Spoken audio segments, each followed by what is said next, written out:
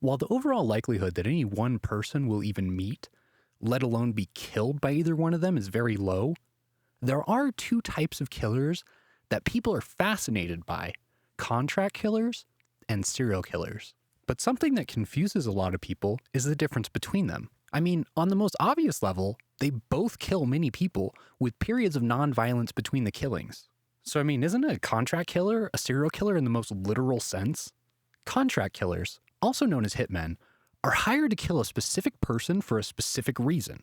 Often, they are hired by the mafia or organized crime or intelligence agencies, though the latter are not considered criminal by their own country's law enforcement at least. But sometimes, they're hired by everyday people, though from the data, one can assume a disproportionate amount of contract killers hired by a spouse or a business partner are actually undercover officers working with the police as part of a sting. Contract killers are professionals who are skilled and efficient at undetectable or hard to investigate murders and often have many possible methods to carry out their hits. They are not driven by a desire to kill. Instead, they are interested in money, power, or revenge, and strictly business, just another gig. Serial killers, however, have a psychological need, or at least a strong want to kill. They most often choose a specific victim type, and there is a pattern to their killings, which is called a modus operandi, or MO for short. Serial killers usually go through periods of inactivity known as cooling off periods, but eventually they will kill again. During these periods, serial killers feel a mix of emotion. Some feel intense guilt.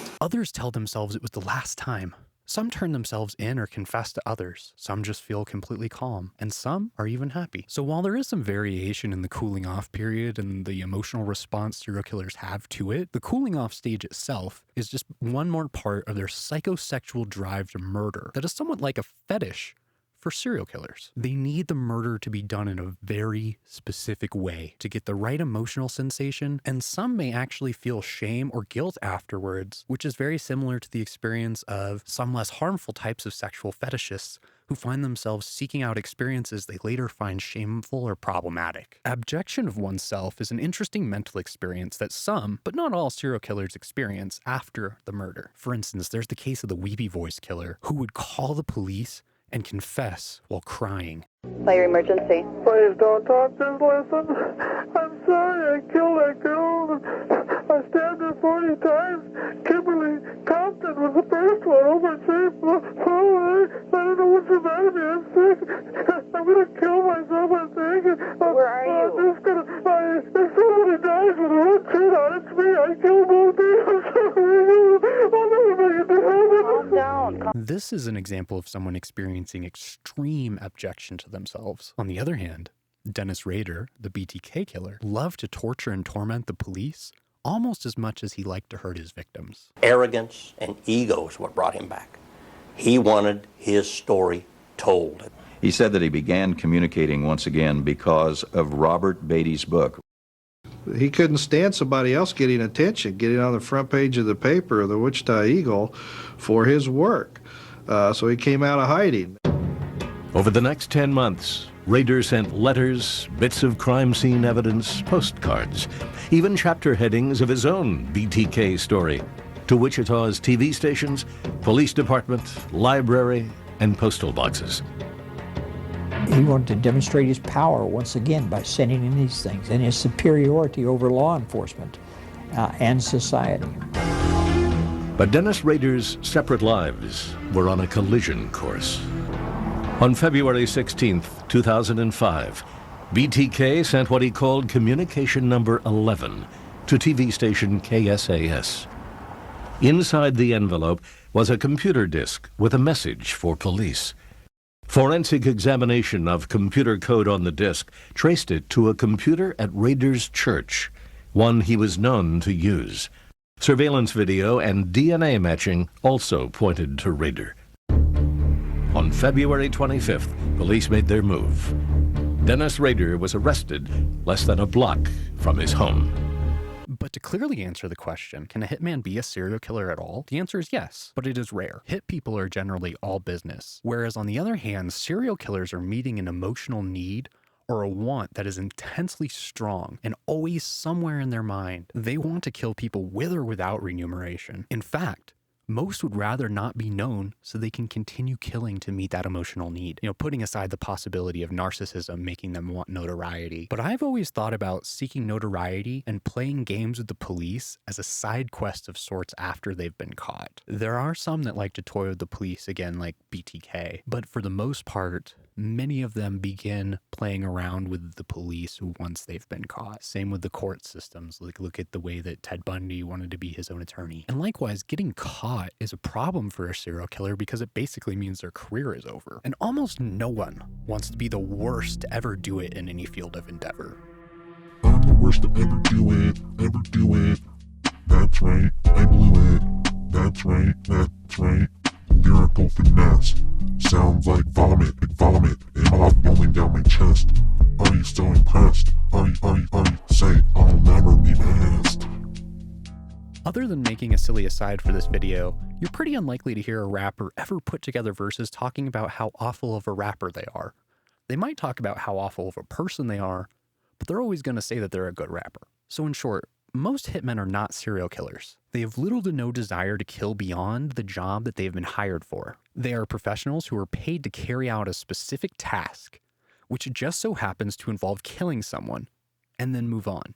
They are not really interested in the psychological aspects of killing or the power and control that serial killers often crave. In suburban Wichita, enforcing rules about things like unleashed pets and how high your grass could grow.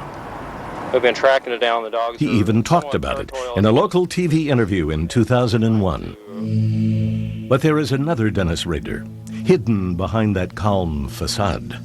However, it should be noted that while most are not, some hitmen actually are clearly serial killers. One such case is that of Richard Kuklinksi, also known as the Iceman. Kuklinski was a contract killer for the mafia, responsible for the deaths of at least 100 people. He was known for his ruthlessness and brutality, often using cyanide to kill his victims. But Kuklinski did not stop there.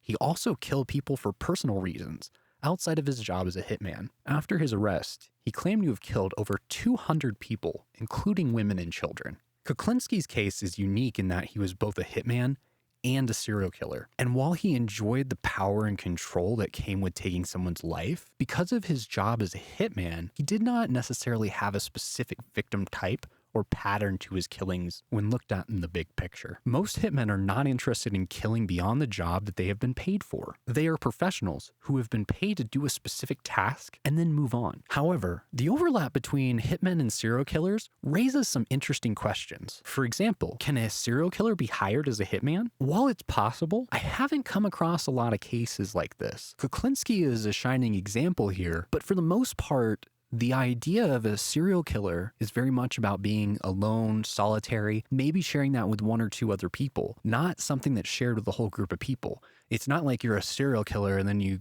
go like, well, man, I need to moonlight, so I'm going to go hit up the mafia and be a hitman. It just doesn't work that way. But of course, it may just be that I haven't come across any of this in my research. I always leave that open as a possibility. But this idea alone raises some troubling questions. For example, how many serial killers have been hired as hitmen and have not been caught? How many murders have been committed by hitmen who also have a psychological need to kill? The answer to these questions is unknown, but it is clear that the overlap between hitmen and serial killers is a cause for concern, at least theoretically. However, when thoroughly and rationally considered, the differences between contracts and serial killers are actually rather clear here. For example, you probably wouldn't even want to know, let alone hire Richard Ramirez. He wouldn't make the right impression, and people might be confused about his motive. Also, given how ritualistic and fetishistic the style of most serial killers is, they would have a harder time doing it without the feelings they crave. For instance, in the same way that foot fetishists would feel frustrated if they tried to date somebody who had ugly feet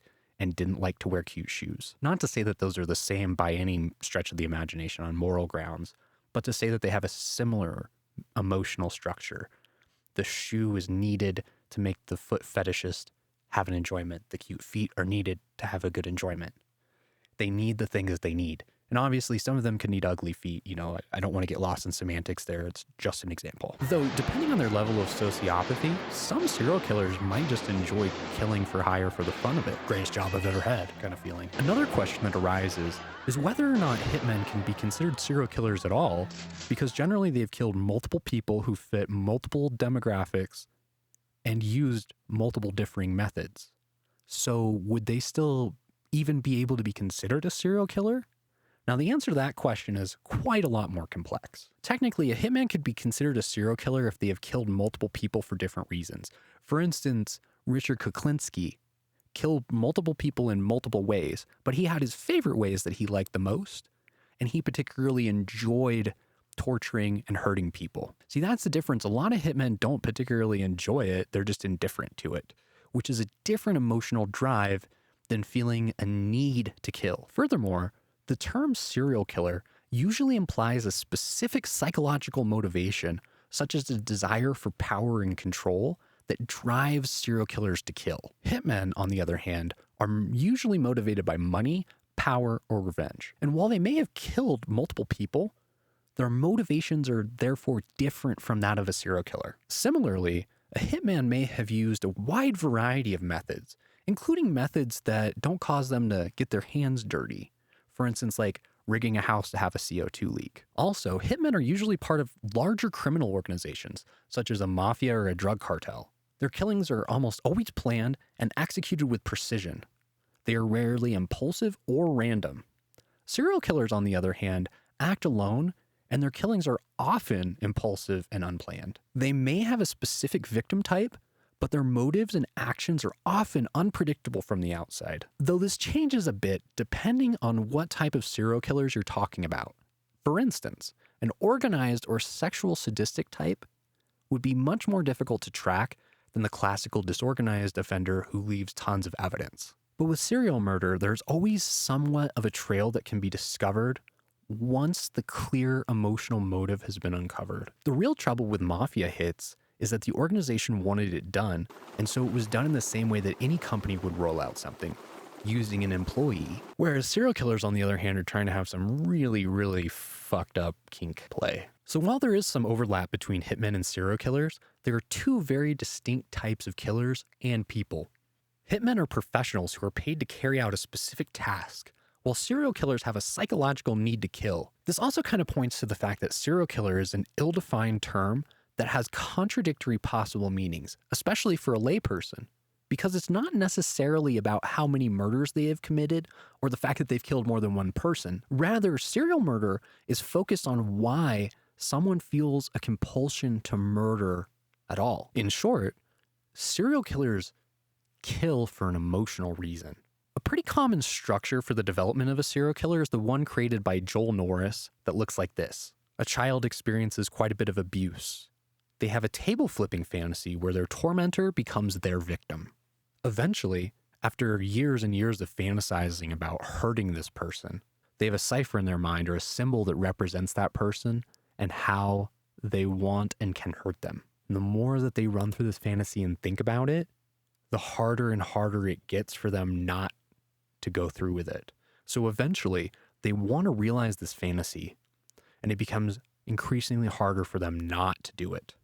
At this point, they begin to obsess over people they see that could be their victim type. And it's this obsession that eventually leads them to kill. During and after, they feel a mix of emotions and generally enter what's known as a cool down period where they don't kill anybody for a while. Eventually, the desire to kill arises again, or the cool down period somehow leads to more killing. For instance, maybe there's a killer who gets drunk to overcome their bad feelings for killing their last victim. Now, while they're in a drunken, blacked out stupor, they end up killing their next victim, and they don't even realize this until the next morning when they come out of a blackout. Don't talk, just listen. I'm sorry what I did to Compton. I couldn't help it. Don't know why I had to stab her. I am so upset about it. I keep getting drunk every night. I can't believe it. It seems like a big dream. I can't think of being locked up. If I get locked up, I'll kill myself. I'd rather kill myself to get locked up. I'll try not to kill anybody else. But there are many ways to look at this ultimately. And in this discussion here, I'm just offering you a simple take on a classic method that's not necessarily perfect. And of course, there are modifications on this, like John Wayne Gacy killing young men and boys despite the fact that his father was his abuser. And similarly with Jeffrey Dahmer, it's unclear what specific abuses or psychological situations ultimately created Jeffrey the way that he was. But he killed men he was sexually attracted to. A sweet, bitter odor of death began to infest the building, and many tenants traced the smells straight to Dahmer's door. It's awful funny. Whatever Jeff was cooking, Jeff never bought no groceries. So what could he have been cooking that smelled like chitlins? Chitlins have a very peculiar, nasty odor to them, you know. But long story short, regardless of explanatory model, serial killers have some kind of internal drive to kill, whereas hitmen have an external drive to kill, like money or an order from the boss, or of course revenge like a drive-by. Likewise, it should be pointed out that serial killers have a tendency to choose methods that allow them to get a close-up feeling for what's going on, like strangulation, stabbing them, beating them to death. All of these methods have a tendency to leave significant amounts of physical evidence that aren't left if, say, somebody from 30 feet away shoots you in the head. Of course, there are exceptions to this, like the DC sniper case, where the guys were driving around and sniping people out of the back of their car. And that's a good case to think about because it also kind of blurs the line between hitmen and serial killers, because these serial killers took on the role and actions of a hitman, but with the emotional need and not the financial needs or the financial gain. So the overlap between hitmen and serial killers raises some troubling questions, but it also highlights the importance of understanding the motivations and actions of different types of killers and how that relates to law enforcement practices. The FBI, for instance, uses a model of why plus how equals who in order to profile criminals. So the motive is key, and once you have it, you know half of the profile of the killer. And of course, once you add how, you do get a much clearer understanding. But the two are interrelated because the how is basically the crime scene evidence plus a few details, and the why is the reason it's like that. For instance, a disorganized serial killer will show evidence of randomness in their entry. They'll leave more forensic evidence in the entry and in the crime itself. They generally leave a disorganized crime scene. They make mistakes or cut themselves or suffer some injury from the victim. They may try to rob their victim. And there's a lot of those kind of things in the how the situation is done that are going to lead you to a way to frame the why and vice versa. How the body was left and dealt with before and after death also says a lot about the killer's thoughts and feelings about the victim. Were they covered up at all? Was the covering done in a loving way like a parent would tuck in their child? Or was it just a lousy attempt to hide the body? Or just how they left things? Each one of those is going to lead you to a different killer that has a different motive. So for instance, to take this down to a smaller example, a bloodbath picturesque killing and rape is unlikely to be done by somebody that doesn't already have intense fantasies about killing people. Likewise, this person needs to be able to disassociate from the victim to make it have the right symbolic experience for them to get the emotional release they're trying to get from the murder. It's generally rather difficult for most serial killers to kill people they know because they want to have an experience they can't have with someone that they know. If you think about even the most sadistic of killers like BTK, he was a loving family man whose family had no idea what he was doing in secret. I highly doubt that BTK could have killed his wife or his daughter. I mean, if push comes to shove, he probably could have, but would he have chosen to or gotten enjoyment from it? The likelihood of that is very low. Though again, a few rare serial killers do kill people close to them, particularly black widows and people who kill their spouses in general. And of course, this is a topic that could probably have its own video, just like most of the things I've talked about here. If you enjoyed this video, you'll probably like this one about the most common reason for murder for hire plots. Or you could just watch this one over here that YouTube thinks you'll like. Make sure to like and subscribe and share with a friend who will really enjoy this trivia that no one wants to know. You know, except for us weirdos. And I hope to see you weirdos again really soon, because there's always something disturbing lurking underneath the floorboards somewhere.